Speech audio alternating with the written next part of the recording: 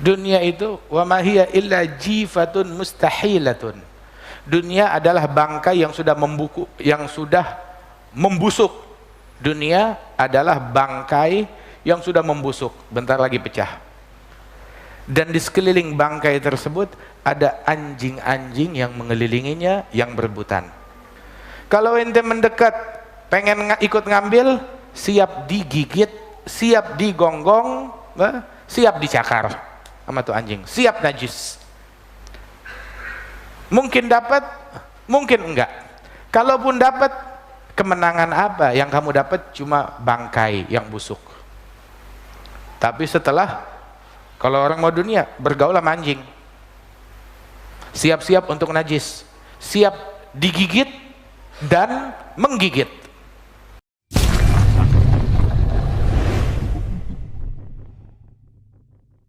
Dunia itu membuat orang sedikit daripada dunia tersebut, bikin orang jadi makin haus, pengen banyak. Kalau dia menghalalkan sesuatu yang haram sedikit, dia bakal menghalalkan haram-haram yang banyak. Seperti tadi, awalnya dia cuma makan tanpa izin, terus dia menjadi berbohong, kebohongan demi kebohongan, hingga akhirnya dia tamak dan serakah, berujung kepada pergaulan dengan para penyamun, dengan para penjahat. Sampai dibilang, man lam ya'rifid dunya fa inni a'rifuha.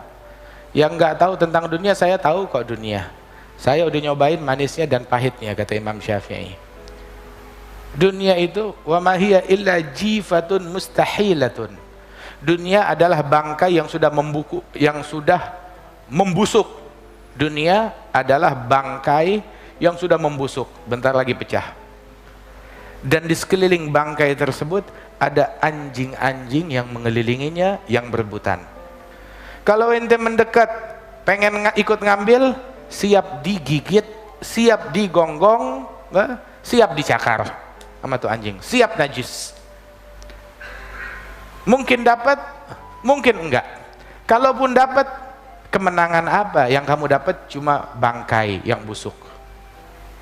Tapi setelah, kalau orang mau dunia, bergaul sama anjing, siap-siap untuk najis, siap digigit dan menggigit, rabies.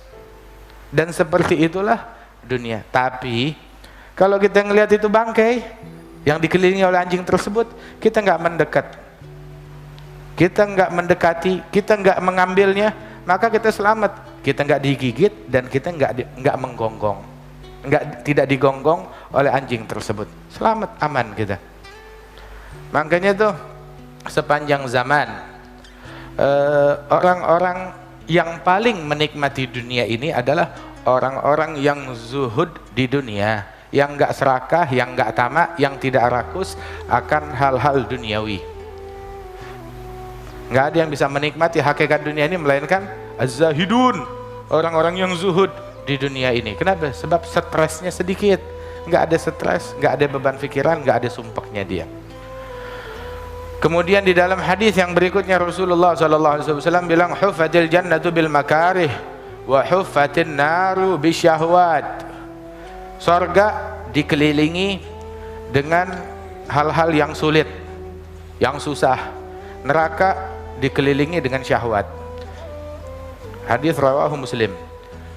Waktu Allah Ta'ala menciptakan surga, Allah Ta'ala bilang sama malaikat Jibril, samperin tuh surga, lihat. Begitu ngelihat, takjub malaikat Jibril. Ya Allah, kata malaikat Jibril, gak ada orang yang mendengar tentang surga pasti semuanya masuk, pasti semuanya pengen, pasti semuanya masuk. Begitu.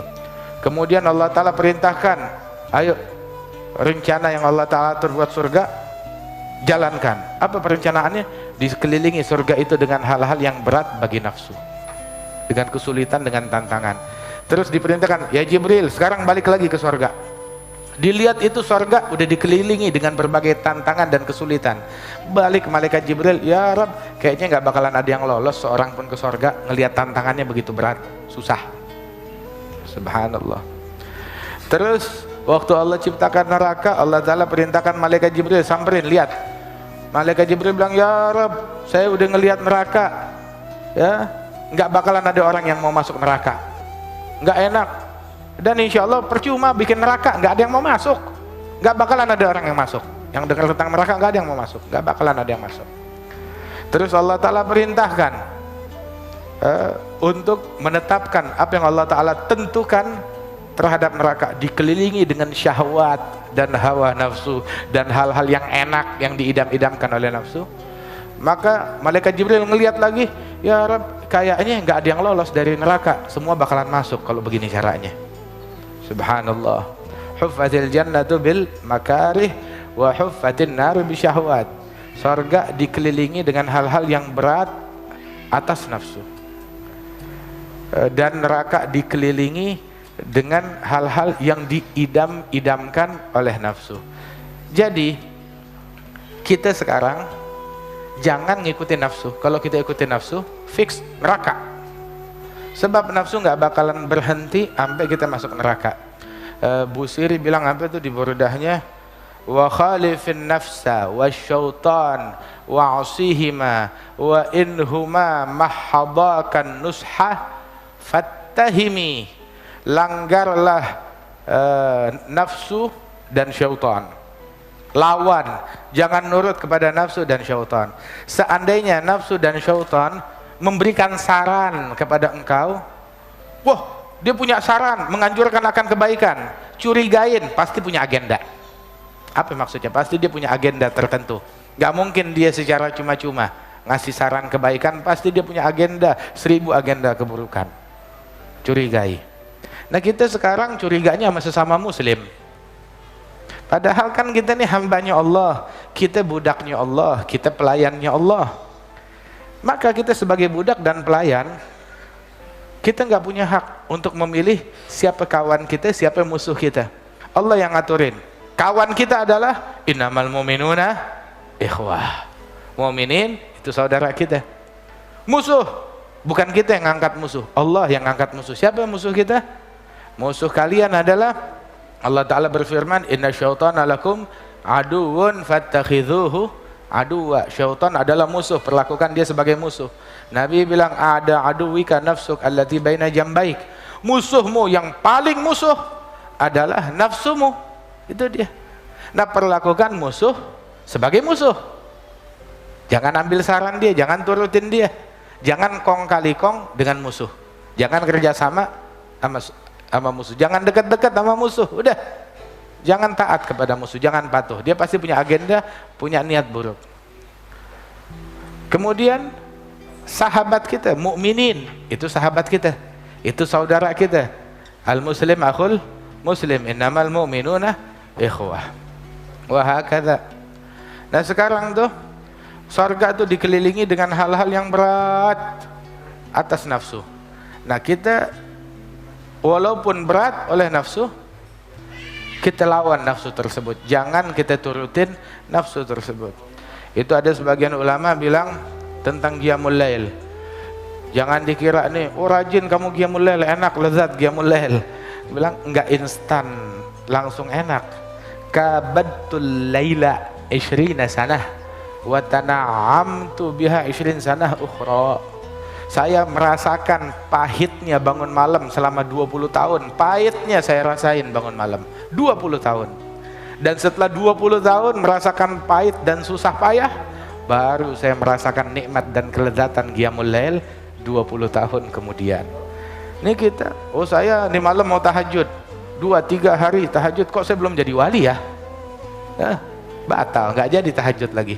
Kenapa? Habis lama banget jadi walinya, udah 3 hari belum beres-beres juga, belum selesai juga. Nah ini 20 tahun. Walamma balagna minan nafsi ma nilnal muna. Ketika kita mencapai dari nafsu kita pencapaian yang berat buat nafsu, nah barulah di situ kita mencapai puncak harapan. Ketika kita melawan, melanggar nafsu tersebut. Sampai tuh orang-orang yang nafsunya udah ditaklukkan, mereka bilang, "Lau kana ahlul jannah ala mithli ma nahnu alaih, innahum lafi 'aishin thayyib." Kalau seandainya penghuni sorga merasakan yang kita rasakan dari kedamaian, kenikmatan, berarti sorga itu nikmat. Subhanallah. Allah ya ja'alna insyaallah min ahlil jannah. Jadikan kita orang yang nafsunya udah benar. Wa qala Rasulullah sallallahu alaihi wasallam, khamsun haqqul muslim 'alal muslim. Haknya muslim itu ada 5. Jadi sekarang benernya sih nggak berat-berat banget. Mau masuk surga nggak susah. Ada satu orang datang kepada Rasulullah, ya Rasulullah, saya mau sholat, apa yang diwajibkan sholat? Bilang 5 waktu. Ada yang lain? Nggak ada, kecuali yang sunnah. Terus apa lagi? Puasa, kapan? Bulan Ramadan. Selain Ramadan ada lagi yang wajib? Nggak ada, kecuali kalau ente kerjain yang sunnah. Haji bagi yang mampu, zakat bagi yang mampu. Terus itu orang dia pulang, dia bilang, wallah la azid ala dzalik wala anggus. Demi Allah, enggak saya lebihin, enggak saya kurangin. Nabi bilang, kalau betul demikian, kamu beruntung. Dakhalal jannah, kamu masuk surga. Itu doang. Kita sholat 5 waktu aja tuh kita udah untung besar. Selamat masuk surga. Nah, cuma sholat kita benerin. Perbaiki sholat kita. Sholat 5 waktu, laksanakan berjamaah. Sebisa mungkin berjamaah. Kalau perlu, terutama jamaah isya dan jamaah subuh, itu yang paling penting.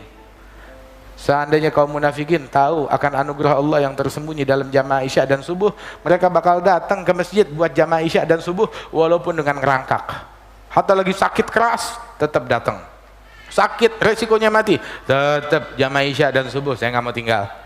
Begitu. Subhanallah.